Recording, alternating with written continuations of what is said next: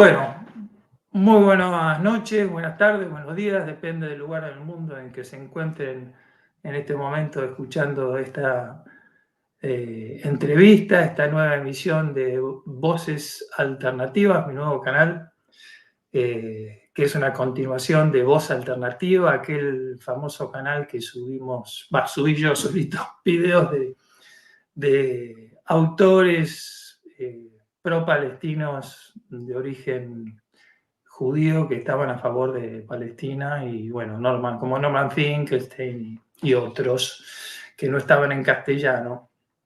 Así que hoy tengo el gusto de entrevistar a Luis María Alman Bornes, que ya me explicó que su apellido no tiene origen inglés, y que es menonita, es un cristiano menonita. Y el interés en esta entrevista, que le pedí a una amiga común que nos presentara, porque yo estaba ávido de conocer cristianos que no seamos cristianos, o sea, porque la gente tiene una idea. Bueno, primero te saludo, disculpa, me estaba haciendo la introducción. ¿Qué tal, Luis María? ¿Cómo andás? Hola Guillermo y hola a todos y todas los que están escuchando esta entrevista. Gracias, querido. Bueno, estaba diciendo que ambos tenemos el factor en común de que somos cristianos. Yo soy un cristiano independiente que no pertenezco a ninguna iglesia. Me quedé así digamos, con el respeto absoluto y la admiración por el personaje histórico de Jesús y su mensaje. Y me parecía más que interesante charlar con otro cristiano que también siente amor y desesperación y dolor por lo que le pasa al pueblo palestino, pero no solamente sobre este tema terrible del genocidio incalificable al que está siendo sometido en este momento y ha sido sometido ya en el 48, la limpieza étnica. Bueno, los que me siguen y siguen mi canal saben de esto, sino que creo que la charla va a ser interesante hablar sobre la visión espiritual que tenemos los cristianos de los hechos políticos también, y lo que opinamos sobre la situación actual de la Argentina, seguramente con este presidente que realmente es una preocupación, ¿no? Realmente es una persona que realmente uno sabe ya cómo. Mi opinión personal, Luis, después te dejo la pelota a vos, es que este muchacho es bruto. O sea, antes que mala persona, creo que es un ignorante. Y como todo ignorante, encima fanático, lo cual es un peligro. Y como cristiano me da mucha lástima también porque en vez de seguir los pasos de la revolución que significó Jesús como mensaje histórico y espiritual, hacia adelante y de amor y de fraternidad y de compartir, el tipo va para atrás, va al Antiguo Testamento, se va al Antiguo Testamento y encima pro Israel, pro Estados Unidos, pro Inglaterra, pero fundamentalmente, porque vos pro Estados Unidos, bueno, hemos tenido muchos años de gobierno pro Estados Unidos. Hemos tenido varios. Claro, ahora termino, te doy, pero pro Israel en este momento, en medio de un genocidio, es de una es un papelón, pero es indignante, y lo digo como cristiano, no lo digo políticamente, yo no pertenezco a ningún partido político, lo digo como cristiano, como ser humano, no hace falta ni siquiera, ¿no?, decirlo como cristiano. Entonces, me parecía muy interesante, esto se lo digo a mi público, que vieran una charla entre dos cristianos que tenemos una posición, una visión parecida en esto, y veremos en el resto de las cuestiones sobre la situación espiritual de nuestra sociedad y del mundo, ¿no? Así que bueno, Luis, arranco con Milei y Palestina, Israel-Palestina. Bueno, en primer lugar, yo estoy con la misma sensación que vos describís. Yo recuerdo hace algunos años cuando asumió Trump en los Estados Unidos, que hizo la misma salvajada, ¿no? De llevar la embajada de Estados Unidos de Tel Aviv a Jerusalén. La verdad que me dio mucha pena por mis hermanos y hermanas norteamericanos que tenían un presidente que hacía semejante acción, digamos, ¿no? Por lo que significa, ¿no? Acrecentar el conflicto, la violencia en el lugar con ese gesto político. Hoy nos vemos con esa misma intención aquí en nuestro país y me da vergüenza, me da mucha tristeza, porque alguien que dice amar al pueblo judío tendría que ser constructor de la paz en ese lugar. Y esa paz se tiene que construir con judíos y con palestinos. Entonces, es una enorme hipocresía, es una enorme hipocresía lo que está haciendo este señor Milei. Por supuesto, tenemos un enorme desafío, los cristianos y las cristianas, de decir, a ver, no todos estamos en este rollo, no todos estamos en este rollo, por más que hay una fuerte influencia, llamémosle sionista, en muchos movimientos cristianos, hay muchos cristianos y cristianas que no pensamos de esa manera. Creemos en la necesidad de un Estado palestino, decimos que esto es lo que está pasando hoy en Gaza, es un genocidio, es un genocidio, es una vergüenza para la humanidad, es una vergüenza para la humanidad. No Todo. podemos seguir siendo indiferentes a lo que está pasando en ese lugar. Entonces, ¿por qué es? Porque es la humillación, el exterminio de un pueblo. Entonces, me parece que todas las acciones que podamos hacer en cada rincón del mundo es necesaria, es urgente en este momento. Eh, me da me da mucha pena que los medios de comunicación en nuestro país no aborden con seriedad este tema, no la aborden con profesionalismo. Mirá a ese punto, digamos, que compañeras como Tilda no estén en los medios, en los principales medios, siendo una voz, digamos, de lo que está pasando. Digo Tilda, que es la compañera que referente de la Federación de Palestina aquí Argentina, como otros y otras, ¿no? Referentes de derechos humanos que están en Argentina siendo voz de los sin voz, digamos, en esta circunstancia. Así que tenemos una enorme responsabilidad por delante, no solo los cristianos, sino toda la gente de buen corazón, mirá lo que te digo, toda la gente de buen corazón, de sensibilidad, de decir, a ver, basta con el genocidio, la solidaridad y comprometernos con esta causa. Tal cual. Ahí escucho un eco. No sé por qué. A ver, ¿vos escuchás eco? ¿No? A ver, dice Susano, ahí sí, ahí parece que, espero que sí. Vos decías, no solamente los cristianos, de ella es una vergüenza para la humanidad. Me gustó mucho esa frase, yo la comparto, obviamente siento lo mismo. Siento bronca y vergüenza, no, sí, vergüenza, lástima, familiares, ¿viste? Gente que uno quiere, que va a querer toda la vida, que no entienden. Es que los medios, el problema es que los medios, el que investigó un poco sabe que pertenecen a los mismos grupos financieros, están copados todos por el capital sionista. Entonces todos dicen medias verdades para esconder y ocultar la realidad, ¿no? Siempre hacen así. Entonces te hablan de guerra contra Hamás, la guerra de Israel contra Hamás, que es, digamos, con eso cubren la necesidad, porque Hamás se esconde en los túneles, entonces hay que aplanar, porque entonces como se esconden en los túneles, hay que aplanar y matar mujeres, niños, porque claro, lo que la gente no se anima a ver, si no tiene Telegram, además, ya aviso que en Telegram, si dudan de lo que decimos, pueden ir al canal Palestina Hoy, y si tienen las agallas, vean las imágenes de lo que son los niños muertos, mutilados, sacados de entre los escombros. No los puedo mostrar porque me van a censurar y me van a bajar el video, pero porque bueno, también tenemos que luchar contra esas cosas en estos medios. Estamos usando los medios que son, en realidad son de ellos, ¿no?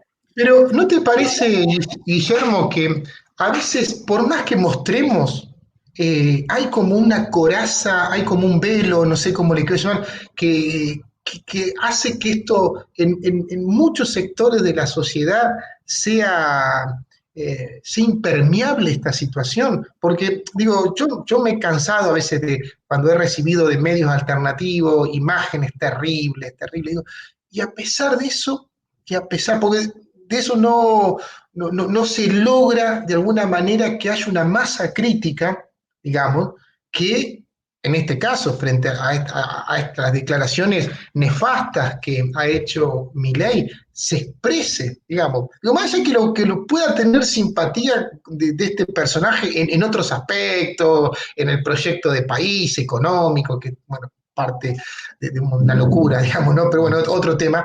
Digo, bueno, pero a ver, en este punto, y no solo pasa con el conflicto en palestino-israelí, en su asunción, esta cuestión de gestos, llamémosle de pleitesía al presidente de Ucrania, digamos, queriéndose meter también en la atención de otro conflicto. Digo, esto es grave. Cómo Sí, se está moviendo Argentina en el campo internacional es gravísimo. sí, y le agrego a lo que le decís vos a la reciente venida del director de la CIA, de Laura Richardson, Bueno, la a generala. ver, Bueno, hay que ser equitativos, seamos cristianos y justos. También visitó Laura Richardson y la recibió el gobierno anterior, ¿no? Estuvo con Tayana, estuvo con Cristina Kirchner. Más allá de que, bueno, los gobiernos kirchneristas tuvieron algún indicio de política más soberana, aunque yo también tengo unas críticas, soy crítico con los gobiernos de Cristina de Kirchner y ni hablar de Albert Títer. Yo le digo Albert Títer a Alberto.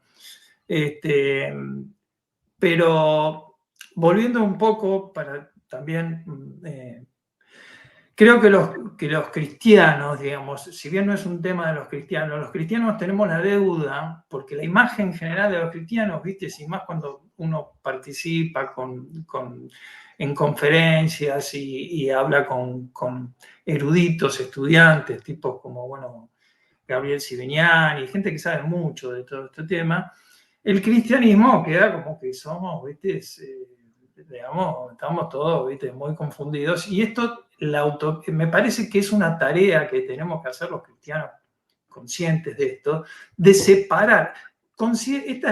Lo que yo siento es que fue un gravísimo, gravísimo error desde el momento que se decidió seguir con el Antiguo Testamento, con el Nuevo Testamento. Si te reís, pero ¿para qué termino? Porque entonces se lee, están todos los cristianos que se las pasan leyendo el Pentateuco y cómo hay que entrar y matar. Y acá tengo preparados los versículos que abundan en el Deuteronomio, en Josué. Déjame leer uno para los que no. Acá del libro de Michael Pryor, no de la Biblia, pero es un extracto de la Biblia. Y el pueblo gritó y sonaron las trompetas. Cuando el pueblo escuchó las trompetas, bueno, lanzó un gran grito, las murallas cayeron, entonces cargaron contra la ciudad y la tomaron, se dedicaron entonces a pasar por el filo de la espada a toda la ciudad, hombres y mujeres, jóvenes y viejos, bueyes, ovejas y asnos. Josué 6, 20, 21, es el más corto, elegí, después sigue, viste cómo hay que matar a todos los vecinos, al rey del fundamental, y esto me lo dijo Yahvé, o sea, me lo dijo Dios. Entonces, convenientemente me lo dijo Dios y no tengo que dejar ni mujer ni niño. Entonces, porque la imagen que se vende a través de los medios y la imagen de los cristianos que siguen el Antiguo Testamento literalmente al pie de la letra, porque también hay que decir que el Deuteronomio fueron una serie de reglas para el pueblo israelita histórico en batalla, en guerra, que también eran horrorosas porque, bueno, la guerra es horrorosa y en esa época. Y en esta está claro que no se respeta absolutamente nada.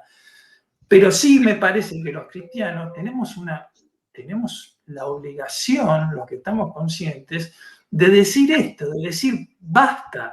No entendieron el mensaje de Jesús. Nadie que haya entendido el mensaje de Jesús y justifique la violencia, en ningún sentido, ni contra la mujer, ni contra los niños, ni contra ningún tipo de violencia, mucho menos la guerra y mucho menos aún el genocidio.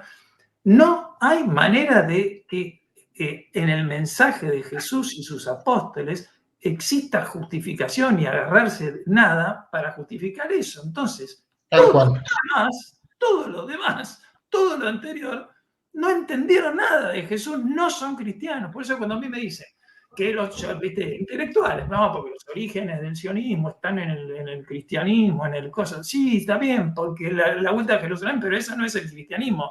Eso, o si querés, es cristianismo, lamentablemente, pero no entendieron a Jesús, no lo entendieron. No, mira, tocas un tema interesantísimo porque es uno de los campos de mayor disputa que hay en el cristianismo, que es la interpretación del texto bíblico, ¿no? Y ahí es donde entramos en conflicto. ¿Por qué? Porque algunos, lo voy a explicar como me lo enseñan así muy sencillamente, ¿no? Algunos leen la Biblia de manera plana. Entonces, algunos cristianos leen la Biblia de manera plana, o sea que tiene la misma autoridad uno de estos textos terribles que vos acabás de leer con la bienaventuranza de Jesús. Una barbaridad, una barbaridad. Entonces, ¿qué decimos algunos cristianos? Y en eso estamos los menonitas, entre otros y otras, que la Biblia tiene filtros y todo tiene que pasar por el filtro de los evangelios. Todo tiene que pasar, hasta las cartas paulinas, hasta todas las cartas pastorales del Nuevo Testamento, todo tiene que pasar por el filtro de los evangelios. Y ahí salvamos estas barrabasadas literalistas, donde cual muchos se sostienen, ¿no? Para justificar la guerra, para justificar los genocidios, para justificar hasta cuestiones culturales. A ver, la cuestión del sometimiento de la mujer en las culturas occidentales y cristianas estaban en algunos casos sostenidas por interpretaciones mezquinas y literales del texto bíblico. Por lo cual, salto a una cuestión mucho más general, diciendo, el texto vos lo podés usar para la opresión o para la liberación. Depende en qué método usás y desde qué lentes lees el texto bíblico. Entonces, perdón, discúlpame, pero no el de Jesús, no, el Antiguo Testamento lo podés usar para la opresión. El Evangelio, el Nuevo Testamento. Sí. Discúlpame, Jesús en su época puso a la mujer en el mismo lugar que los discípulos. Por eso el discurso de Celso, no sé si lo conoce, el verdadero discurso de Celso, que es una maravilla, porque ahí están los ahora, ¿viste? Que dicen, no, porque Jesús nunca existió, es un personaje ficticio, ¿viste? Perdón, hay un discurso justamente de alguien que lo odiaba a Jesús, que tenía la peor imagen de Jesús, y que lo describe literalmente, como despreciativamente, como alguien que andaba con mujeres, ¿no? Y que de mal carácter, feo, desalineado, lo describe. Y hay tipos que dicen que nunca existió, lo cual a nosotros nos hace reír. Pero digo, te dice esa, disculpame que te interrumpí, porque vos decís, se puede utilizar para la opresión, pero yo no veo en el Nuevo Testamento que se puede usar para la opresión, salvo que el tema del pecado, si se entiende el tema pecado, lo que pasa es que esa palabra pecado es lo que le hace mal a uno, yo lo interpreto así. O sea, no hagas esto porque te hace daño. Cuando uno plantea esta cuestión del texto bíblico para la opresión o la liberación, uno lo habla en su conjunto, digamos, ¿no? Hay algunos pasajes que literalmente se han interpretado del Nuevo Testamento, donde, por ejemplo, la famosa carta de Pablo creo que era por el caso de Onésimo, que era el esclavo, no sé si recuerdo bien, donde algunos interpretaron que, bueno, que Pablo no critica la esclavitud en ese momento. Bueno, digo, la cuestión es esa, ¿con qué ojos mirás mirás el texto bíblico. Entonces digo, lo mismo que la parte donde Pablo dice, bueno, que la mujer calle en la congregación, o sea, lo tomás literalmente y se utilizó, hasta el día de hoy lo siguen utilizando, es decir, las mujeres no pueden hablar, por lo cual no puede presidir una comunidad, etcétera, ¿no? Lo cual si lo ves con ojos de liberación, tomás Gálatas donde dice, no hay ni hombre, ni mujer, ni judío, ni griego, ¿no? Diciendo, che, esto es superador. Digo, a lo que voy es esto. Y lo mismo pasa cuando uno habla con hermanos y hermanas musulmanes, lo mismo. El Corán lo puedes utilizar o lo puedes leer con un sentido, lo puedes leer con otro sentido. Y así creo que casi todos los textos sagrados, al menos es mi sentir, digamos. Por eso en algún momento he participado muy activamente en el diálogo interreligioso, ¿no? En la construcción de paz con personas de diferentes tradiciones de fe, y me encontré con esto, digamos, ¿no? Con que había hermanos de otras tradiciones que estaban comprometidos con la paz y la justicia, y capaz que usando el mismo texto sagrado de esa tradición, estaban apuntando para otro lado, ¿no? Lo mismo que los cristianos, digamos, ¿no? No nos olvidemos que nosotros tenemos capellanes militares, digamos, Sí, ¿no? Es un absurdo, digo, a mí como vengo de una tradición pacifista, algo más absurdo que un capellán militar no existe. ¿Me entiendes? O sea, no, ¿da una misa o porque hay capellanes tanto evangélicos como hay capellanes tanto católicos, dar una misa a tipos que son profesionales para matar? Y que les alivia la conciencia y los anima a que maten justamente.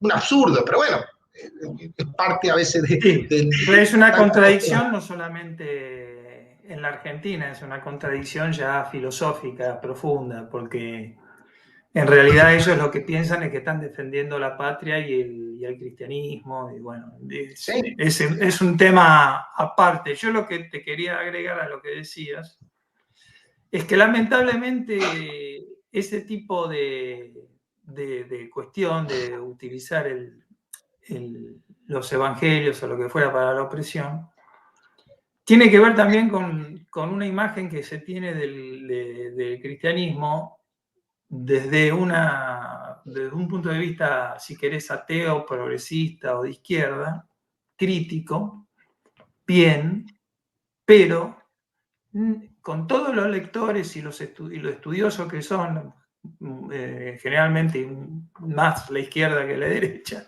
aunque ahora ha surgido algunos representantes de derecha que han demostrado tener una crítica interesante, pues yo hace rato me saqué el casco ideológico y leo un poco de todo. Digo que es notorio, porque yo siempre decía, y más cuando yo estuve en el Servicio Paz y Justicia, como parece que y cuando volví de México en el 81. Y decía, pero ¿vos leíste a Jesús? Y me miraban diciendo, no, bueno, pero no sé, lees a Marx, lees a Perón, leíste un cacho de Jesús, ya sé que es viejo y que es antiguo, pero ¿leíste alguna vez? Porque me pasó a mí. Yo cuando tenía la educación católica de mi madre, pobrecita, y no le daba mucha pelota, pero tenía nada más que el respeto y la imagen, yo qué sé, pero los católicos, en su inmensa mayoría, 99% laicos, no leen, jamás decían, no leen, o sea, escuchan lo que le dice el cura, nada más. Cuando yo me encuentro con una comunidad donde me leen lo que dijo Jesús, lo que dijo Pablo, lo que escribió Pablo, las epístolas, los corintios, romanos, hechos de los apóstoles, donde dice, y todos los que creían vendían sus bienes y compartían sus cosas de acuerdo a la necesidad de cada uno, ¿no? Hechos 2, 43, 44 y 45. A ver, otra vez eso, porque no le creía. A ver, ¿en serio dijeron eso? No salía de mi... Así, ahí me convertí al cristianismo, no podía creer. Es más, el cristianismo, y si leyeran, vos decías hace rato, la opresión del Nuevo Testamento, sí, hay partes que sí, pero leyeron a Santiago, Santiago Apóstol, que está todo el tiempo marcando los ricos, los pobres, ¿viste? Y que Dios ha mandado, tiene los pobres, tienen el tesoro de la salvación, porque los ricos no. Y el versículo de que va a ser más fácil que un camello pase por la aguja, por el coso de una aguja, ¿entendés? O sea, Jesús fue un tipo que predicó digamos, lo que predicó para todos, porque lo recibió, lo predicó al romano, al opresor y al recaudador de impuestos. O sea, convengamos que era un pacificador y un tipo que ponía el amor, por eso era la conversión. O sea, tuvo tanto éxito el mensaje de Jesús porque convertía a la gente al amor, o sea, anulaba los odios. Tal cual. Entonces, ¿entendés? O sea, pero sí era un tipo que le daba prioridad al pueblo, a la gente, a la necesidad. Por eso el sermón del monte. Ahora, esto de los odios, déjame engancharlo con que estamos en un momento donde justamente en este momento de la humanidad, en este momento, tenemos que tratar de hacer un clic y no ver, no, porque vos sos un facho, porque vos sos un libertario, un facho, y no, porque vos sos un comunista, un marxista, y yo qué sé. O sea, tenemos que tratar de bajar los decibeles, porque como vemos en Gaza y como vemos en Ucrania, y como hemos visto en Ruanda, hace poco se conmemoró, Ariel Unpierre, no sé si lo seguís, ha hecho un video que lo recomiendo en mi canal, ahora lo voy a poner acá para los que quieran ver, entrar en Telegram y yo selecciono información, lo de Ruanda fue terrible.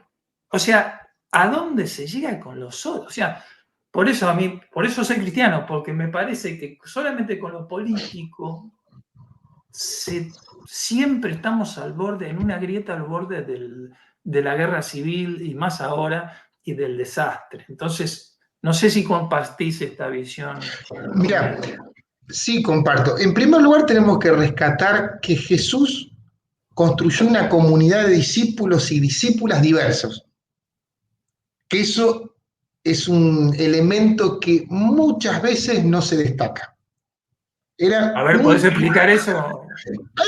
Vos lo dijiste de alguna manera, estaba el publicano, estaba el celote, que era como un revolucionario, estaba el publicano que está caracterizado como el ciudadano que era casi instrumento del imperio romano porque le cobraba impuestos para ello, estaba el pescador, o sea, era una comunidad diversa. Entonces, ahí hay un gesto de amor enorme, porque es Magdalena. Magdalena, por supuesto. Entonces, digo, ahí hay un gesto de amor porque es construir la unidad en la diversidad, no en la uniformidad. Algo que justamente el cristianismo ha querido imponer, la uniformidad. Todos tenemos que ser iguales, o sea, la jerarquía de las diferentes tradiciones cristianas. Todos tenemos que ser iguales y al disidente, ¿qué era? ¿Qué le pasaba al disidente? Era el hereje, ¿no? Entonces, acá encontramos algo riquísimo que tenemos que destacar. Y más en este tiempo, y ahí lo engancho con el peligro que estamos viviendo, que son los discursos de odio. ¿Por qué? Porque cualquier movimiento político puede cambiar muchas cosas o intentar cambiar muchas cosas en su periodo de 4 años en el cual le toque gobernar. Ahora, si se instala el discurso de odio, eso cuesta generaciones desarraigarlo. Vos podés cerrar un ministerio, y ya lo hemos vivido en el pasado, y viene otro gobierno con otra visión y lo vuelve a dar valor a ese área del Estado. Vos podés echar trabajadores, y es algo que yo estoy sumamente sensibilizado, pues soy trabajador del Estado, y lucharemos y resistiremos y en todo caso trataremos que un nuevo gobierno pueda volver a darle valor a los instrumentos del Estado y entre ellos a sus trabajadores y trabajadoras. Ahora, el discurso de odio que se instale, que se materialice, es terrible, porque eso nos va a costar muchísimo. Y esto creo que es muy importante no solo destacarlo, sino empezar a generar herramientas para la cultura de paz, para construir una cultura de paz.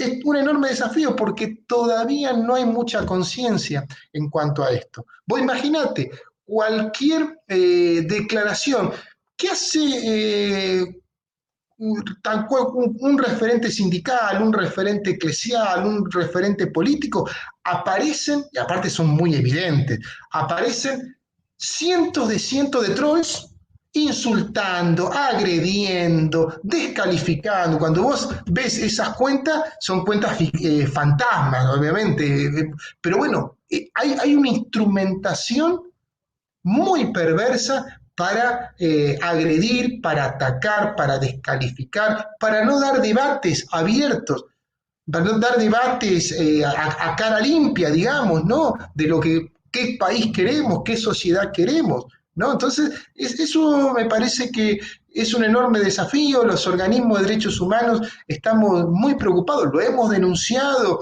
tanto en el documento del 24 de marzo de este año como del año pasado, porque nos preocupa muchísimo, muchísimo. Los discursos de odio, ¿no? Lo hemos materializado, lo hemos visto cómo se materializaron en la década del 70. Sí, yo la viví, no sé, ¿qué edad tenés vos? No, no, yo nací en el 76, así que no lo Ah, bueno. viví, pero lo sentí. Ujú.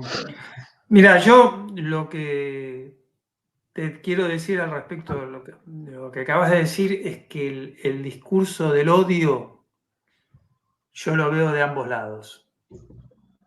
Lamentablemente por ahí acá no estamos de acuerdo. Pero lo veo en el discurso del odio, lo veo claramente y de mucho resentimiento en el movimiento feminista. Han llegado a un extremo, o sea, detesto el machismo, ¿eh? Me parece patético. Yo viví en otras sociedades y cuando llegué a la Argentina sentí un machismo y peor en México y en esos lugares, ¿no? Pero me parece que este feminismo que se le llama de tercera ola, lo he visto decir, he leído algunas de sus pensadoras argentinas y lo que han escrito, de un nivel de agresión hacia la pareja heterosexual y que se ha visto además materializado en la quema de iglesias y de símbolos cristianos, ¿no? O sea, me parece que hay que hacer una autocrítica. Y este feminismo ha espantado a mucha gente. No, en mi juicio, no representa a la mujer, no representa cabalmente a la mujer. Muchas mujeres no se sienten identificadas con este feminismo. Y es terriblemente extremista con respecto a las parejas, a la familia. Y pretende inculcar una educación, además, junto con el lobby LGBTQ. Yo no sé si cuando vos decías que el cristianismo es inclusivo en ese sentido, los mensajes de Jesús, pretende una educación para todos, ya desde jardín, desde los chicos de tercer grado, cuarto grado, donde he visto videos, los he visto y ahí están en internet, donde se habla de que la infancia son maricas, las infancias son maricas, o sea, punto. Y eso se transmitía desde el gobierno kirchnerista. Así que me parece que eso es un interesante debate que tenemos que tener los cristianos, ¿no? Sí. Porque me parece que el odio no es solamente de Milei o de la derecha, y te digo más, hay gente que vos debés detestar y a mí no me cae bien, pero que ha escrito cosas que le han puesto el punto a las IES en el feminismo. Y realmente no hace falta leerlo. Yo lo sentí, antes de leerlo, sentía que había algo que estaba muy agresivo en las chicas, pero vi imágenes como una chica de 7 años, por ejemplo, 8 máximo, en una manifestación de pañuelo verde, con un muñeco abajo con sangre que simbolizaba el aborto, y que ella saltaba, se reía, era un video con la madre ahí. Y, bueno, banalizar un hecho como el aborto, que no es gratuito, no solamente no es gratuito porque no es gratuito materialmente, porque siempre el Estado lo paga, si alguien lo paga, sino que peor, es mucho más costoso o afecta a la persona que lo hace. Con esto no estoy tomando posición 100% en contra del aborto. Creo que es un tema muy complejo, ¿no? Pero tampoco es un tema para tomarlo así, como diciendo, sí, yo me hago todos los abortos que quiero y gratis y el Estado me tiene que bancar y con todos los meses que se me dé la gana, si tiene 7 meses, yo tengo derecho a abortar. Me parece que hay una distancia, hay un problema ahí. No sé qué opinas vos.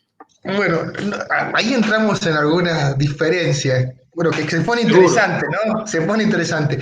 Eh, yo no encuentro esa caracterización en el movimiento feminista, sino cuento mi experiencia personal. Para mí ha sido muy sano, muy educativo, todo eso. Que hay excesos, como creo que en todo movimiento puede haber algunas expresiones radicalizadas, lo cual uno no se siente identificado, pero en el grueso, en las líneas generales de lo que fue el movimiento feminista y todas sus conquistas, yo me siento absolutamente identificado. ¿Por qué? ¿Por qué lo digo? Primero, y ahí tengo que hablar del cristianismo, el cristianismo institucionalizado, no el mensaje del carpintero de Nazaret. El cristianismo institucionalizado fue absolutamente excluyente de la mujer y de las diversidades sexuales. El cristianismo institucionalizado promovió violencia hacia estos sectores, por lo cual, como cristiano, acompañar mis hermanas y a las disidencias en sus causas, era un deber ético y lo sigue siendo, asumiendo un costo duro, Guillermo, porque no, a mí, a mi comunidad y a muchos hermanos y hermanas nos ha costado muchísimo en un contexto donde realmente las religiones en general vienen bastante atrás en cuanto a avanzar en derechos. A veces uno no es muy comprendido, digamos, ¿no? Pero excesos, como en todo movimiento, va a haber, y yo trato de no poner el foco en esos que son las expresiones muy minoritarias, sino pongo el foco en las enormes conquistas y en los valores que ha tenido el movimiento feminista. Sí, sin lugar a dudas. A ver, ahí apareció el eco de nuevo. Sin lugar a dudas, digamos, la mujer ha ganado y ha conquistado un lugar importante de respeto y era necesario y es necesario. Lo que pasa es que también hay extremos, como vos decís. Yo siento que hay como un péndulo. Ha llegado este péndulo del extremo feminista a las leyes. Hay hombres que están siendo cancelados simplemente antes del juicio, antes de ser comprobados culpables. Me parece que hay un exceso. Y si querés pasar a otro tema, aunque si querés seguimos en este tema, no tengo ningún problema. Yo siempre digo que la maldad no tiene género. Ojo, no nos pongamos a deconstruirnos nuestra masculinidad, ¿viste? Porque tenemos que ser todos, ¿viste? Desconstruidos, porque la maldad es del hombre nada más, porque ya, o sea, no solamente las reinas de la historia, y, historias, o sea, la maldad no tiene género, y la violencia tampoco tiene género, porque también está la violencia verbal. Obviamente que el hombre ha abusado de su violencia física y sí estoy, y te lo dice alguien que yo fui criado por mi madre y mis 3 hermanas mayores. O sea, yo vivía el matriarcado en mi casa, mi viejo estaba laburando, mi viejo estaba laburando y volvía, viste, al final, viste, a la tarde, noche, silbaba, era un tipo re optimista, divino, cuando llegaba era una alegría, maravilla. Pero te digo, es más, me parece injusto para muchos de nuestra generación que amamos a la mujer y que hemos disfrutado. Yo tengo más amigas que amigos, pero muchas más amigas que amigos. Disfruto muchísimo de la compañía de la mujer. Entonces me parece que hemos ligado un prejuicio. Ahora hay un prejuicio al revés, ¿viste? Ahora hay, ¿viste? Y creo que este feminismo está llevando un oscurantismo, tiene cosas muy oscuras, muy malas, como la cancelación, ¿viste? La acusación, el escrache, en fin. Todo eso, vos me dirás, vale la pena para que la mujer tenga el lugar que se merece, pero entonces no seamos prejuiciosos y pongamos un manto como cristianos de amor, porque si vos me hablas de amor, entonces desde el amor las cosas se dicen y se hacen de otra manera. Desde el cristianismo que yo por lo menos entiendo, que Jesús predicó, las cosas no se hacen, digamos, saltando arriba de un muñeco ensangrentado o, viste, gritando cosas Pero ahí está. obscenas, sino desde el amor, ¿viste? Desde el No, amor. no, seguro, pero ahí es otro tema, digo, porque uno puede llevar adelante una causa muy noble con malos métodos, digamos, ¿no? Entonces digo, para mí la causa del feminismo, que es luchar por la igualdad entre hombres y mujeres y en eso sumar a las diversidades, eso yo lo abrazo, digamos, ¿no? Ahora, si en ese peregrinaje de conquista algunos sectores utilizan métodos violentos, bueno, eso uno no lo comparte, pero ese es el método de algunos sectores, no el gran caudal, ¿no? O la gran marea de mujeres, ¿no? De diferentes extracciones, cristianas, ateas, de lo que sea, que vienen pregonando por ese lugar y que gracias a Dios hasta ahora hemos sido testigos de esas conquistas, ¿no? Con mucha resistencia, con mucho debate también. Yo creo que el debate que se dio en Argentina con los diferentes temas, matrimonio igualitario, ley de educación sexual, interrupción voluntaria del embarazo, fueron de una enorme riqueza donde se vieron luces y sombras, digamos, de cómo fundamentaban unos y otros estas cuestiones. Pero bueno, nada, todavía estamos aprendiendo, todavía no estamos, en algunos casos, desconstruyendo, digamos, como sociedad, para lograr una sociedad, y en eso compartimos, creo, Guillermo, una sociedad donde prime el amor, donde prime la justicia, donde prime la solidaridad, donde nadie quede excluido, que quede excluido la violencia, que quede excluido los totalitarismos, digamos, sea de lo que sea construir una sociedad de armonía, que hoy está en crisis. Hoy con ciertos modelos que se están instalando está en crisis. Por lo cual, más evangelio, más Jesús, más radicalidad en ese mensaje del carpintero de Nazaret es lo que nos interpela.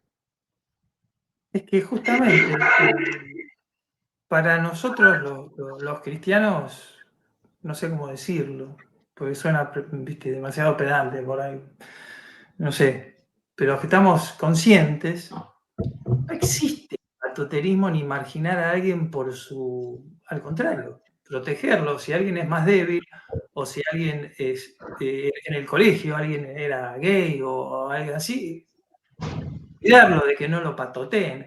No voy a decir bullying, ¿viste? Porque estoy harto de los anglicismos y eso que yo soy traductor y hablo inglés perfecto, pero, ¿viste? La izquierda que habla de flyers, siempre se los marco, ¿no? ¿Qué flyers? Volante, flaco. Entonces lo que digo es, no, por supuesto que estoy de acuerdo en no patotear, no marginalizar, y estamos, como vos decís, en una etapa de crisis y de readaptación, pero tampoco meter el lobby LGBTQ hasta en la sopa, por la televisión, hay una, te digo la verdad, o sea, Netflix y Hollywood son la bandera LGBTQ, no sé, Disney, no sé si te diste cuenta. Entonces, cuando la izquierda y las feministas coinciden tanto con Netflix, Hollywood y Soros, alguna alarma debería sonarles. Porque acá me salgo ya del tema cristiano. Como cristiano coincido con vos hasta cierto punto, obviamente del punto de no marginar y no condenar y no, viste, ver a una persona como una persona, viste, o sea, no. Ahora, de ahí a ir a los jardines de infantes, de niños de 3 años, que vayan travestis y que vayan a hacer una cultura, viste, así, toda LGBTQ, me parece una exageración, espera un poquitito para hablar de esos temas. O da la opción. No puede ser la educación del Estado así, porque te estoy diciendo que no digo que esto haya sucedido acá, pero me he cansado de ver cosas que suceden en Estados Unidos, en los países nórdicos. Entonces habría que preguntarse como movimiento nacional, como cultura, desde la cultura nacional, y esto lo hablo ya políticamente, ¿por qué tanto interés desde afuera de centralizar y focalizar tanto en esto, ¿no? Porque está clara la financiación que tienen estos grupos. O sea, esto no sé si vos lo sabés, pero ha salido, se ve en las organizaciones en Internet, tiene una financiación desde el exterior. Y condicionamientos del FBI para que haya una ideología de género en la educación para dar préstamos. ¿Sabías eso? Sí, sí, yo minimizo eso, Guillermo. La verdad que no lo veo hoy por hoy, no lo veo como una preocupación. No he sido testigo tampoco, tengo que confesarte, de algún exceso. Tengo hijas pequeñas de 9 y 11 años, y ellas a mí me sorprende, ¿no? Porque yo a esa edad era casi un talibán en algunos conceptos, formateado de lo que se dice en la tradición protestante en la escuelita dominical, ¿no? Y ellas toman con absoluta naturalidad el hecho de que exista una pareja heterosexual o homosexual o lo que sea. Y yo digo, pucha, qué avance hemos hecho. Y no tiene ningún rollo sobre eso. Y a veces vemos alguna serie juntos y aparece este tipo de vínculos y es como que está más naturalizado, digamos, y no tiene los prejuicios ni todos esos condicionamientos que al menos yo tenía cuando era más pequeño, ¿no? Yo recuerdo que en mi adolescencia, ¿no? Alguna vez en el colegio se habló de este tema y yo salí, viste, con todo el discurso cristiano ortodoxo, ¿no? Y había una compañera que ya en ese tiempo era de avanzada, ¿no? Y ella decía, no, pero si dos personas se aman, ¿cuál es el problema? Y a mí me parecía muy loco ese planteo, digamos, y siendo en ese momento un planteo, el de ella era muy minoritario, la mayoría era el modelo hegemónico, ¿no? De hombre y mujer, ¿no? Pero yo creo que en eso ya es algo, salvo que se quiera volver a discutir y se quieran volver a traer algunos conceptos que creo yo lo estamos superando en ese campo, digamos, ¿no? Pero nada, es mi percepción. No, está muy bien. Yo coincido también en parte con vos de que se han superado prejuicios y que es natural a ver, no natural, es lógico que así sea y que con la evolución de la humanidad pase esto.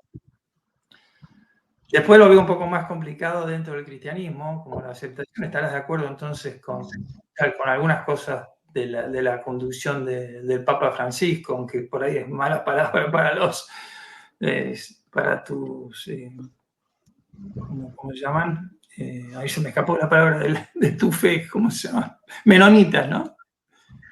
¿En qué sentido? Perdón, no, ahí se me escapó. No, en el sentido de que lo poco que pude leer y ver y en realidad te pido disculpas porque la idea mía era comenzar con que vos hicieras un resumen de qué es un menonita, qué es ser un cristiano menonita, así que te pido mil disculpas, así que si lo querés No, hacer ahora, bueno, si querés hacer un resumen de cómo es, porque ustedes tuvieron una persecución, los menonitas, de aquella época que se pasaba por la espada, que quemaba a la gente que pensaban diferente, ¿no?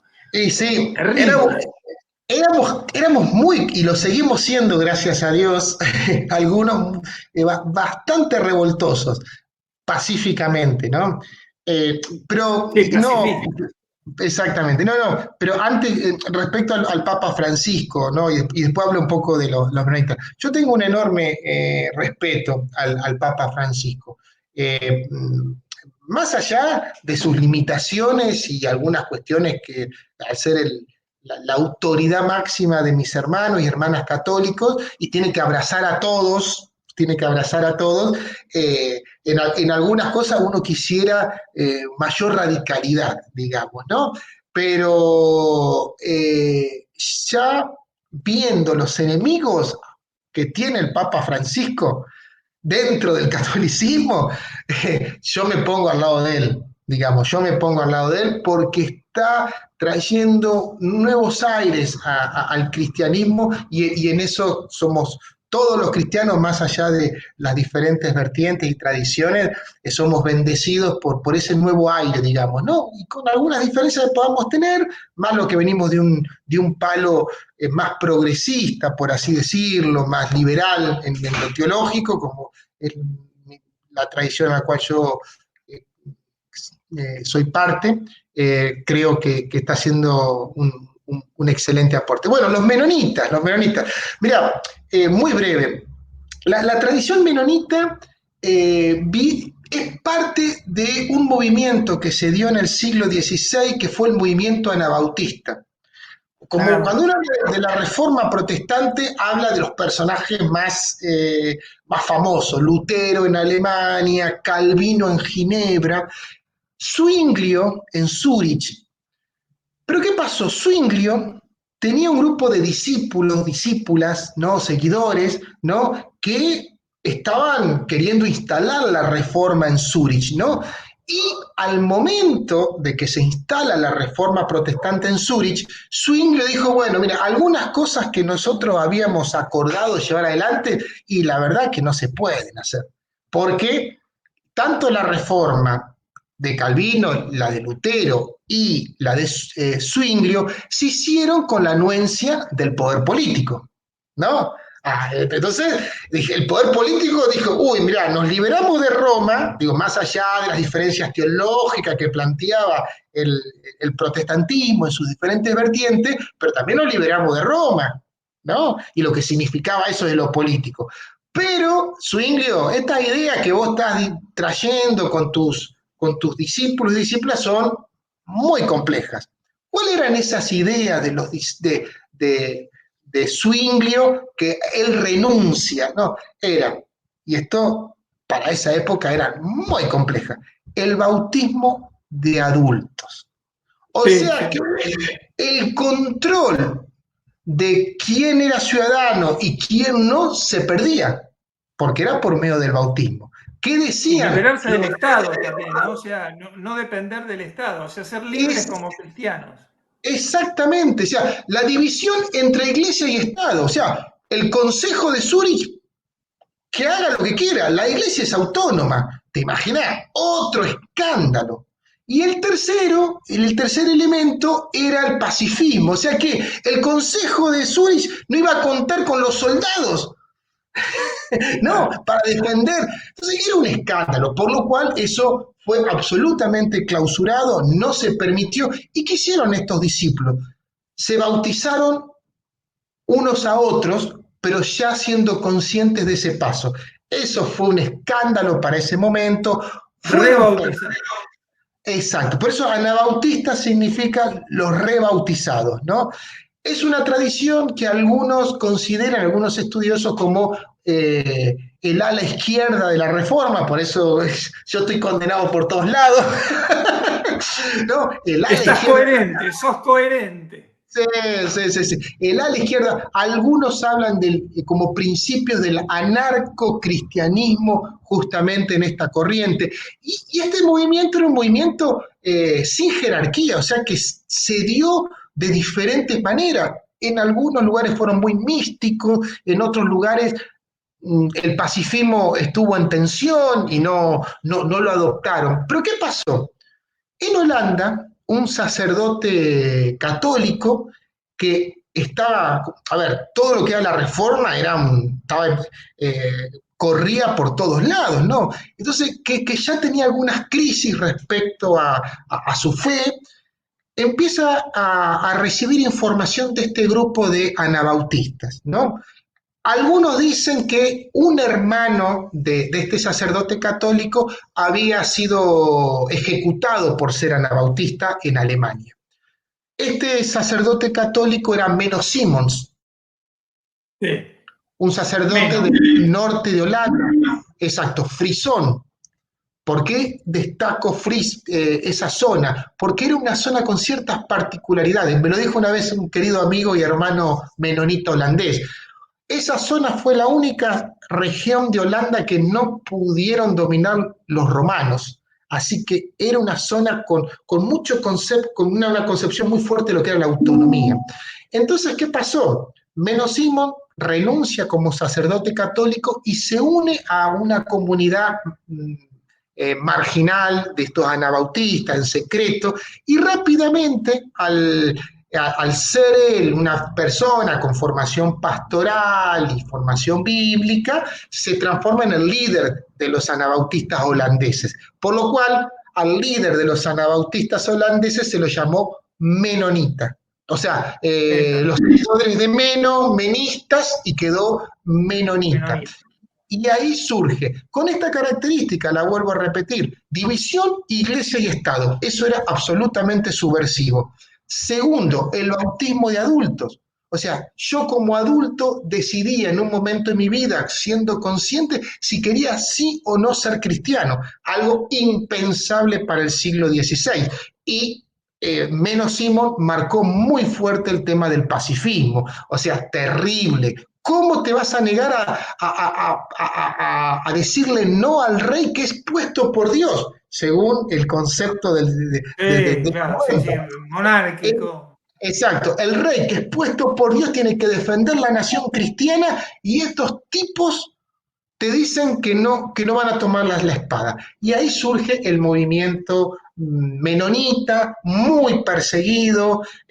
Menno Simon vive y su comunidad vive en la clandestinidad y de acuerdo a donde era un poquito más tolerado, pasaban de un lugar a otro, o sea que pasaron de Holanda a Alemania, de Alemania pasaron a Rusia muchos, después muchos emigraron a Estados Unidos, Canadá, y así fue como los menonitas nos fuimos desparramando en los primeros siglos, más bien por la persecución que por una cuestión de misión o evangelización. Interesante, muy Y bueno, interesante.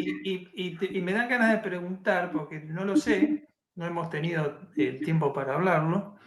Entonces lo pregunto así en público, porque creo que es muy interesante. Porque los menonitas son parecidos en su sistema de vida, pero deben tener como dos niveles, ¿no? O sea, están los que viven en la comunidad menonita, tipo granja, no sé, en el campo, y yo qué sé, como los Amish y los cuáqueros, a quienes respeto muchísimo, más allá de esta cuestión de no usar electricidad, y yo qué sé, que por ahí es muy sabio. No, ya cada vez estoy más convencido. Pero yo sí te lo dije en off, que soy un tipo que lo que admiro más del cristianismo es el tema del sentido comunitario, ¿no? De que uno, hasta que no vive el tema comunitario de vivir en comunidad, no tiene la noción de lo que realmente es el tal cristianismo. cual. Entonces, en mi experiencia breve, porque yo soy el peor de los cristianos, si querés, mi breve experiencia fue en comunidad y fue maravillosa, por más que esa comunidad pues terminó yéndose mal. Fue maravillosa la experiencia porque yo no podía creer lo que descubrí en Jesús y en sus apóstoles y en compartir la poca comida que había y yo qué sé, fue una experiencia maravillosa. Pero entonces te pregunto, vos sos un menonita que vivís en la urbe, hay una diferencia entre los menonitas que están ahí en la granja, son todos extranjeros, puede haber argentinos, ¿viste? Porque hay algunos que... ¿Cómo es esa historia? Lo más resumido posible porque si no va a ser 2 horas. Yo No, está encantado. bien. Sí, sí, sí. Vos cortá de última, vos cortá. No, no, Sí. yo encantado. Yo lo subo aunque dure 3 horas. Bien. No, mirá, en principio, cuando uno le pregunta a cualquier persona, ¿no? Y ¿qué es un menonita? La caracterización más fácil es estos que viven en granjas, con vestimentas muy sencillas, un poco negados a la tecnología, etcétera. Bueno, quiero decirte que de los 2 millones aproximados que hay de menonitas en todo el mundo, esos son alrededor de 300 y 400 mil, o sea, es una minoría dentro del mundo menonita. Así que hay menonitas asiáticos, africanos, latinoamericanos, etcétera. Pero existen estas colonias menonitas, hay algunas en Argentina, México, Paraguay, eh, que todavía conservan esta tradición, ¿no? De vivir en comunidad, de lo que, bueno, ya se sabe, quizás en algunas colonias no tienen electricidad, en otras sí, porque también cada colonia es autónoma, o sea, como cada congregación menonita es autónoma, podés encontrar algunas más liberales, más conservadoras, las colonias también. Esto hay que aclararlo. Hay colonias menonitas que los colonos para producir usan sus camionetas, andan en celulares, no tienen ningún problema. Hay otras que son más negadas a la tecnología y como toda colonia, como toda comunidad viven sus procesos. La colonia menonita, conocí algunas en Bolivia, en Santa Cruz de la Sierra, que los tipos los ves con terribles camionetas 4x4, seguramente hace 50 años atrás andaban en carretas y negados a usar camionetas, o sea, viven sus propios procesos autónomos, digamos, ¿no? Algunos tienen procesos educativos más cerrados, otros tienen más abiertos. Yo he tenido la suerte de conocer las colonias más abiertas, las colonias más cerradas. Es una opción de vida interesantísima. A mí siempre me llamó la atención cuando Francisco, volviendo a Francisco, habló correr como elemento principal el tema de la propiedad privada, algo así dijo, ¿no? Como que no era un, digo, y Lo que más algunos, importante, lo más importante, yo te menos imaginas para como, los cristianos, menos para los cristianos. exacto, que algunos salieron, vieron casi el papa comunista, ¿no? Yo decía, pero eso es evangelio puro. Eso es evangelio puro.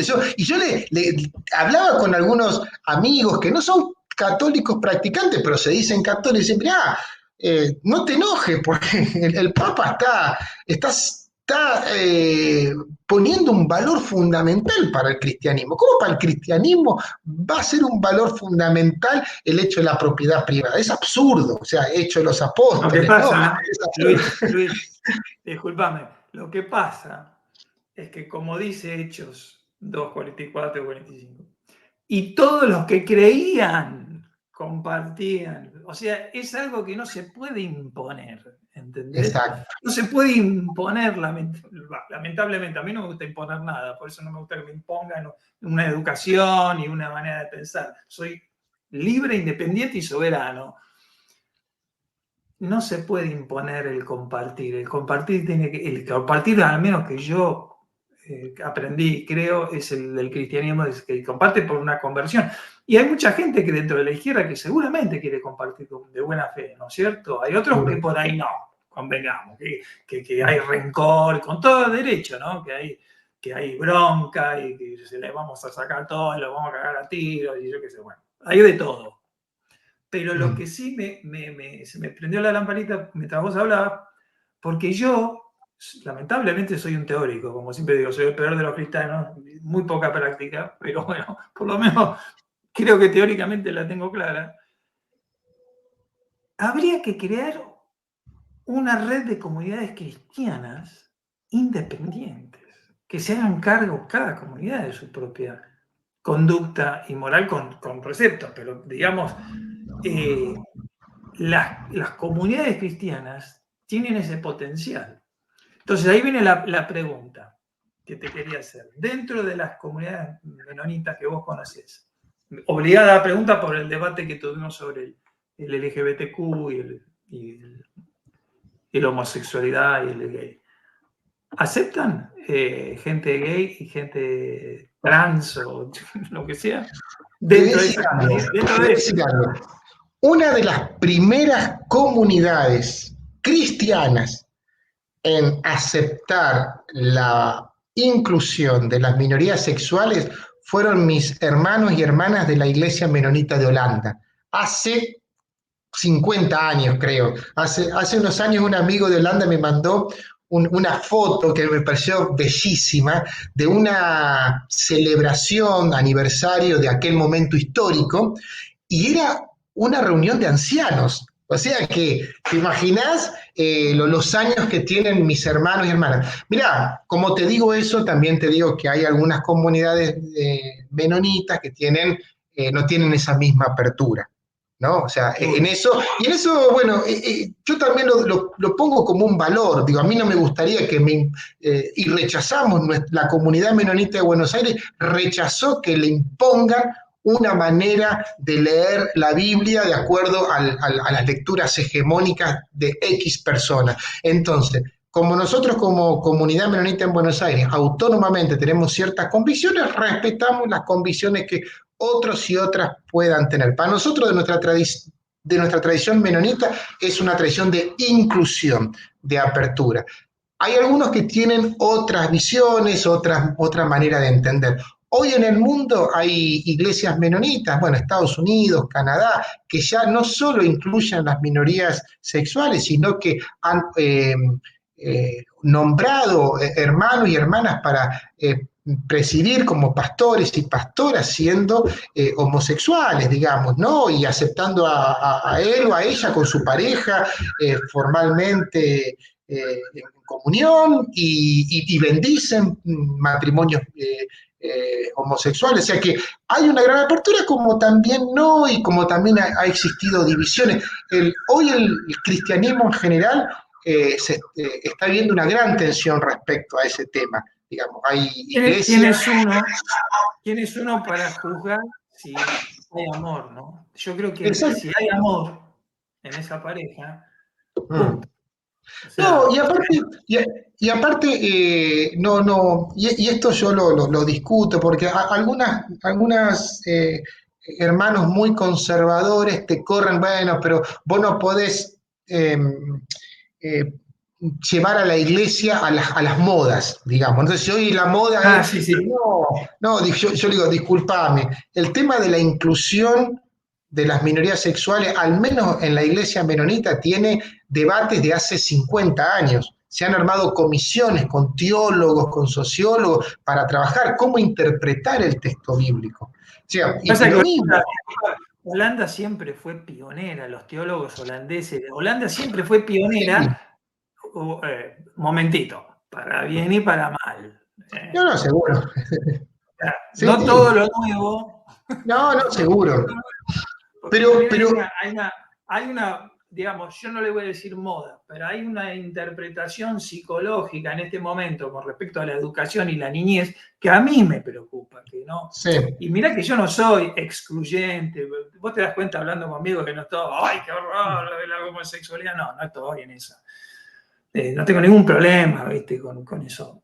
Pero sí me preocupa donde se baja tanto a la educación y a meter, o sea, no voy a usar la palabra adoctrinamiento porque está muy mal de moda ahora, la derecha la está utilizando porque es otro tema, pero sí cuando se pretende que todos tengan la misma educación donde se puede influenciar o confundir. Eso es lo que la palabra que no me sí, sale. sí, O sea, yo puede quiero. confundir a la niñez cuando no es. Y Sí, ahí hay debate entre psicólogos y sí, escuelas psicológicas, y se está agarrando. O sea, es más, yo creo que ahora hace poco, Francisco, mira, lo vi por televisión, que yo trato de no ver televisión mucho, pero pasó así. Canal 26 es alguno que paso de vez en cuando porque algo muestra de todo, no es una ensalada. Pero pasó algo de Francisco que, viste, con los papas siempre te muestran nada, porque tenés que ir a leer todas las encíclicas y eso los sí. medios lo ocultan. Y mostró algo de que se declararon en contra de las operaciones en los jóvenes, en los menores ¿cómo se llaman? Las operaciones de sexo, de cambio de sexo. O sea, se declaró la Iglesia, el Vaticano, que está en contra de eso. Sí, sí. Sí, yo quiero reafirmar algo, Guillermo. Digo, todo esto que tuve comentando de la iglesia menonita, todo ha sido, yo lo entiendo en algunos casos, lo que se da en Holanda, lo que se está dando en Estados Unidos, Canadá, en Argentina con nuestra comunidad, es todo producto de enorme debate, enorme trabajo de interpretación del texto bíblico, discernimiento. No es, quiero que no es algo, una moda. Ahora está la moda de incluir, me sumo. Mañana, no. Esto es un profundo, que vuelvo a decir, tiene un enorme costo porque, como me dijo un querido amigo hace varios años, él tenía como 80 años, decía, y a mí me enseñaron que eso estaba mal, que eso era pecado, y ahora estoy viendo otra manera de ver las cosas. Lo mismo, a ver,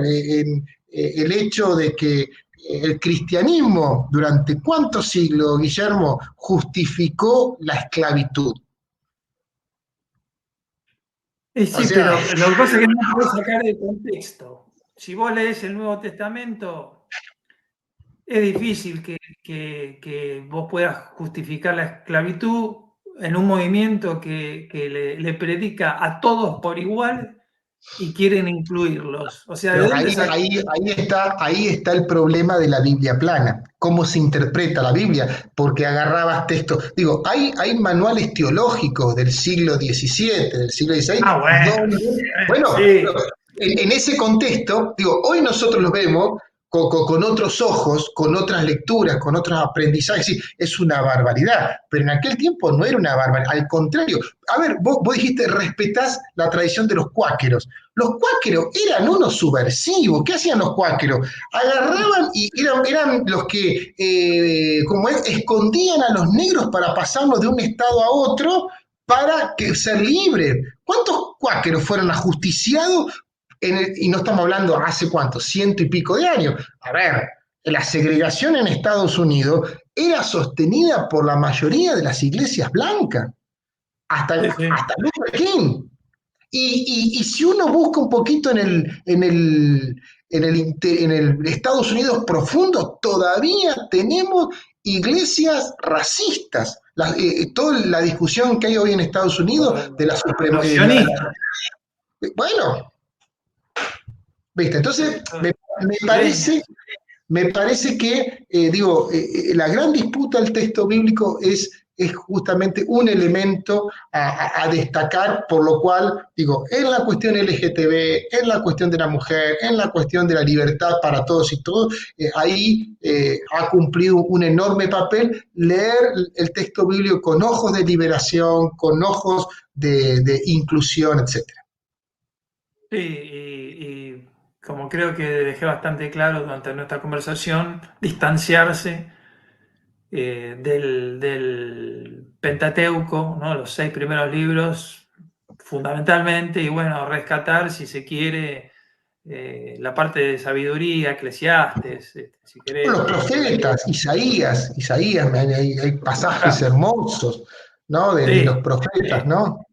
Sí, los profetas tienen pasajes muy lindos y también hay algún pasaje en Deuteronomio que vi, que recordé, porque pues, hace mucho que no leo el Antiguo Testamento, donde dice que el que es injusto con alguien que le ha hecho violencia siendo inocente, que lo agarren los ancianos y lo lleven si lo mataron, a los parientes que lo mataron y que lo dejen a justicia de ellos. Lo dice en Deuteronomio, ¿no? O sea, Sí. justamente lo dice como dentro de las reglas de la guerra y de los contrarios. Bueno, me parece que estuvo más que interesante nuestra primera charla. No sé si vos querés agregar algo más. Yo creo que podemos redondear acá, dejar, por supuesto, a mí me encantaría tener una segunda charla con vos, de acuerdo a acontecimientos. Seguro cuando escuchemos esto, ambos nos quedaron cosas en el tintero, tanto para hablar, para mencionar. Quedó corta la parte terrible del genocidio palestino, pero acordamos plenamente de eso, de que hay que parar esto y que en definitiva el mensaje cristiano es de amor y es pacifista y no cabe la guerra bajo ningún aspecto ni ninguna forma de violencia. No, para agregar nada, agradecido por este espacio que me has brindado para poder conversar con absoluta libertad, ¿no?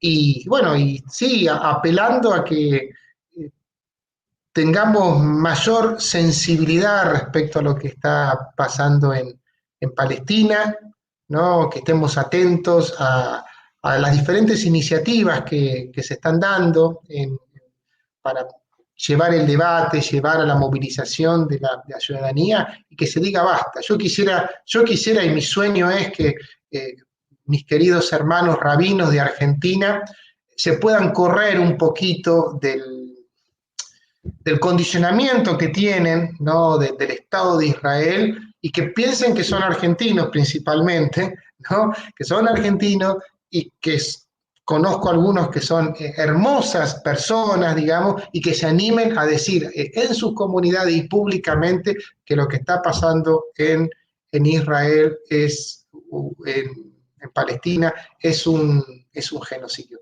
Ese es mi... Si llegara a pasar eso, creo que sería un gran cambio, porque bueno, el sostén que tiene también acá la comunidad judía institucionalizada, salvo algunos como que hay que destacar, Jorge Elbaum o tantos otros, el llamamiento judío, pero después la inmensa mayoría o no dice nada o tiene discursos justificando lo que está pasando. Y yo les vuelvo a decir, ustedes son principalmente argentinos que siguen una fe determinada y la valoro y es riquísima y es hermosa, la fe judía, pero una cosa es la fe judía y otra cosa es el Estado de Israel y sus genocidas. Claro, se tienen que despegar la colectividad, con la cual yo tengo mucha historia de amistades y de cuando era músico y en fin, todo, de toda la vida se tienen que despegar, así como nosotros los cristianos tenemos que despegar de todo eso malo del Antiguo Testamento, del Dios iracundo, como le digo yo, vengativo. Es muy importante que la colectividad local, bueno, toda en el mundo, ¿no? Por suerte está pasando en Estados Unidos, ¿no? Se están dando vuelta. Yo Sí. además me especialicé en buscar voces judías que no se conocían acá, como Norman Finkelstein, y traduje sus cosas en internet y fueron virales, y tuve el honor de conocer acá personalmente y estar charlando con él 45 minutos mínimo, con el rabino Israel Weiss, ¿lo conoces? De Naturei Karta, de Naturei Karta. Lo sentí nombrar. Bueno, Israel Weiss es digamos, el miembro máximo del representante de Neturei Karta, que es una de las más antiguas de tradiciones judías ortodoxas. Neturei Karta significa guardianes del templo, que se han tenido que ir de Israel por estar a favor de Palestina y por considerar al Estado de Israel una herejía, una especie de una cosa inaceptable para la verdadera fe judía. ¿No los conoces? No.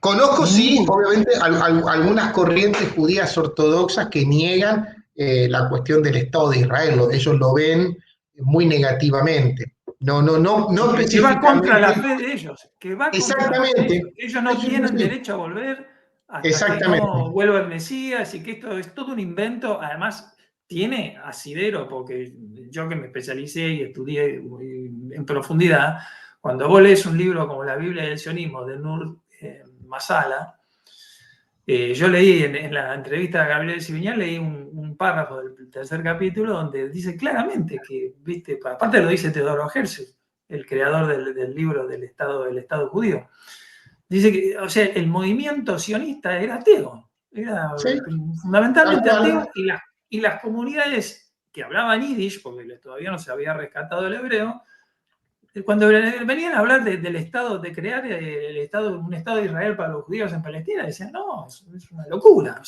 Tal cual. Mirá cómo estará deformada a través de los medios toda esta cuestión. O sea, es clave. No hay futuro posible si no hay un cambio de corazón y de alma, y va a ser muy difícil, pero estamos viendo que hay muchas manifestaciones contra Netanyahu por otros motivos, ¿no? Van con la bandera de Israel, no te digo que vayan a ser antisionistas ni que piensen que Palestina es de los palestinos, porque no, pero sí, en Estados Unidos, cuando yo empecé a descubrir a Norman Finkelstein allá por el año 2005, no sé cuándo, este muchacho lo echaron de su cátedra, Norman lo echaron, lo persiguió Dershowitz y lo echaron de su cátedra por decir simplemente cuál era, según el derecho internacional, tenían todo, o sea que Israel estaba transgrediendo todas las resoluciones de las Naciones Unidas y habló del muro y yo qué sé.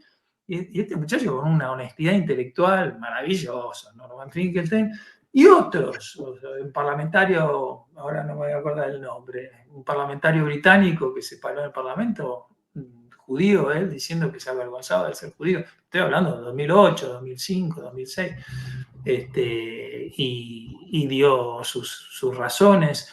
O sea, que la colectividad, las personas que se sienten judías, ya sea por tradición o por religión, tomen distancia del Estado genocida y artificialmente implantado con motivos coloniales, ¿no? Porque no hemos, bueno, eso lo he expuesto ya en otros videos, que el Estado de Israel es un Estado colonial europeo, y con un origen ateo fundamentalmente, de judíos que tuvieron esa idea y que vinieron por la violencia a imponer ese Estado a través de las masacres y del terror.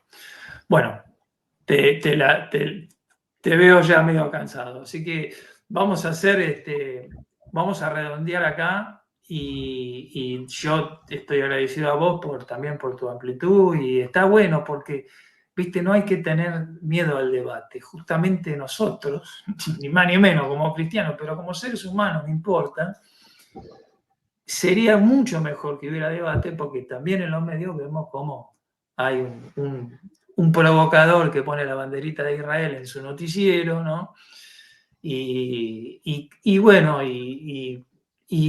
no hay debate, no pueden llevar el debate, como con otros temas que no puedo mencionar acá, que no hubo debate, algunos temas que también no se pueden hablar.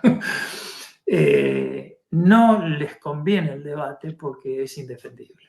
O sea, saben que van a quedar muy mal si ese debate. Y es lo que les está pasando con el Estado de Israel en estos momentos. Cambió muchísimo la cuestión en Estados Unidos. Hay gente, viste, de la colectividad que han entrado al Congreso, los menonitas que entraron al Congreso, que vos me mencionaste. Y en Nueva York, fundamentalmente, y dentro del Partido Demócrata, hay mucha gente que está con Bernie Sanders y, digamos, los progres demócratas que estás viendo reacciones en contra del Estado de Israel, pero no es suficiente, porque se dieron el gusto. Ya lleva 6 meses de genocidio y nadie lo pudo parar. Nadie lo pudo parar. Nadie Tal lo cual, pudo parar. tal cual. Una vergüenza. Porque ellos dominan la política exterior estadounidense. El ¿Mm? sionismo no es solamente Israel, el sionismo está dentro del gobierno. Vaya si nos daremos cuenta que lo tenemos a este muchacho acá en la Argentina. ¿No? Tal cual, tal cual. Bueno, Luis, querido, te agradezco muchísimo, y bueno, y quedamos en contacto para comentar lo que quieras, y espero que tengamos una segunda oportunidad. Por supuesto, Guillermo, vuelvo a decir muchísimas gracias por esta oportunidad de compartir eh, pensamientos, ideas y el debate que es tan rico, tan constructivo y necesario para este tiempo. Así que un abrazo inmenso a vos y a todos tus seguidores y seguidoras. Gracias, muchísimas gracias, y espero poder ir a verlos en persona. ¿Cómo no? Abrazo grande.